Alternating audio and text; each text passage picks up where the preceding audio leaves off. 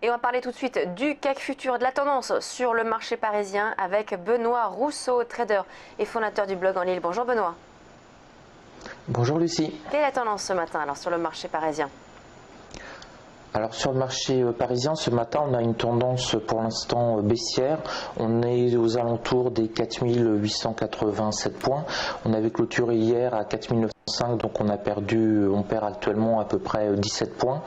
Donc c'est une tendance baissière entre moins 0,25 et moins 0,30%. On varie un petit peu dessus. Donc c'est une tendance baissière qui a été confirmée surtout à partir de entre 19h et 22h heure française, quand les marchés américains ont mal baissé. On le voit ici, on s'est mis à accélérer à la baisse. On a cassé d'ailleurs le pivot hebdomadaire à partir de 20h. Et puis on est un tout petit peu remonté dans la nuit, les marchés s'étant bien comportés, les futurs américains étant revenus largement dans le vert. Donc pour l'instant on est en baisse, 18 points à peu près. On stagne sur des pivots très importants. On a de manière très concentrée sur 24 points. On a le point pivot mensuel, point pivot hebdomadaire et point pivot journalier. Donc pour l'instant on se positionne en attendant bien entendu le grand show de la BCE cet après-midi qui va nous bouleverser un petit peu tout ça.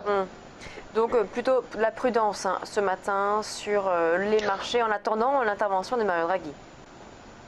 Ah bah idéalement si on est sérieux, on ne devrait même pas prendre de position ou alors vraiment du scalping ou du day trading très court terme. En attendant effectivement, donc 13h45 on a l'annonce et puis surtout la conférence de presse après qui suit à partir de 14h30. C'est là où ça se met à bouger dans tous les sens. Là très honnêtement c'est du casino de prendre une position maintenant et de la maintenir. C'est un petit peu une chance sur deux, ça va dépendre. Même pas de position intraday, d'achat sur repli comme vous nous aviez dit ces précédents jours dans l'attente de la réunion de la BCE? Oui, on peut si vraiment on est un peu audacieux. Donc vous voyez tous les achats sur repli, bon, comme par exemple hier, c'est intéressant à partir du moment où on va toucher un point pivot. Donc vous voyez hier par exemple on a touché pile le point hebdomadaire, on a tout de suite rebondi de manière extrêmement violente. Ça fonctionne bien.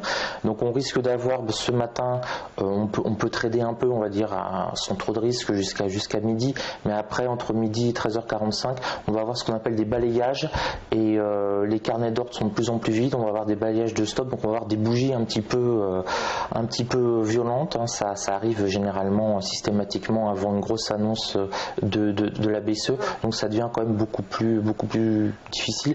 Bon, on peut effectivement, si on va toucher le point pivot hebdomadaire ou le point pivot mensuel, étant donné qu'ils ont déjà bien réagi à partir de 19h hier, on peut rentrer, mais il va falloir sortir très rapidement. On prend ces petits points en voleur en fait, on fait du scalping, on garde ses positions 5 minutes, pas plus. Merci beaucoup Benoît Rousseau, donc trader et fondateur du blog en ligne.